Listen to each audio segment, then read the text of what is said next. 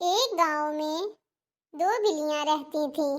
وہ ایک دوسرے کی اچھی دوستیں تھیں۔ انہیں کھانے کے لیے جو بھی ملتا وہ دونوں مل جل کر کھا لیا کرتی تھیں۔ ایک دن انہیں ایک روٹی کا ٹکڑا ملا۔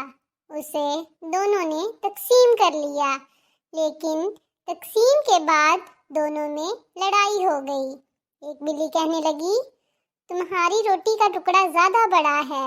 دوسری کہنے لگی، نہیں نہیں، تمہاری روٹی کا ٹکڑا زیادہ بڑا ہے۔ یہ کہہ کر دونوں خوب لڑنے لگی۔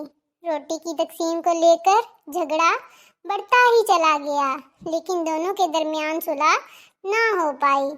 پھر وہ دو بلیاں انصاف کے لیے بندر کے پاس گئیں اور بندر کو انصاف کے لیے بڑا بنایا۔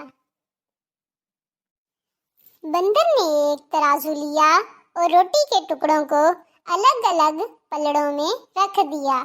ترازو کا پلڑا ایک جانب جھکنے لگا تو بندر نے جھکے ہوئے پلڑے سے روٹی کا ٹکڑا اٹھایا اور توڑ کر اپنے منہ میں ڈال لیا۔ جب دوسرا ترازو کا پلڑا جھکنے لگا، پھر دوبارہ بندر نے اس پلڑے سے روٹی کا ٹکڑا اٹھایا اور توڑ کر اپنے منہ میں ڈال لیا۔ اس طرح روٹی کے دونوں ٹکڑے وہ ایک ایک کر کے کھاتا گیا۔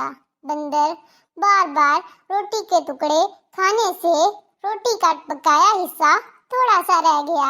یہ دیکھ کر دونوں بلیاں پریشان ہو گئیں اور بندر سے کہنے لگی، ارے دوست، تم نے جو انصاف کیا وہ بہت ہے، تمہارے انصاف کو سلام۔ اس روٹی کے ٹکڑے کو ہم خود آپس میں تقسیم کر کے کھا لیں گی۔ بلیوں کی باتیں سن کر بندر نے کہا، دوستو، تم دونوں کو انصاف دلانے کے لیے میں نے اب تک محنت کی ہے، تو میرا صلہ کہاں ہے؟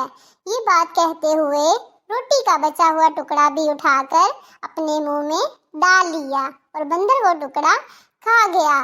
بیچاری بلیاں ہاتھ آئے روٹی کے ٹکڑے کے چلے جانے سے بہت افسردہ ہونے لگی۔ تو پیارے بچوں، اس کہانی سے ہمیں کیا سبق ملتا ہے؟ اس کہانی سے ہمیں سبق ملتا ہے کہ جھگڑا کرنے سے فساد برپا ہوتا ہے اور اتحاد رکھنے سے فائدہ ہوتا ہے۔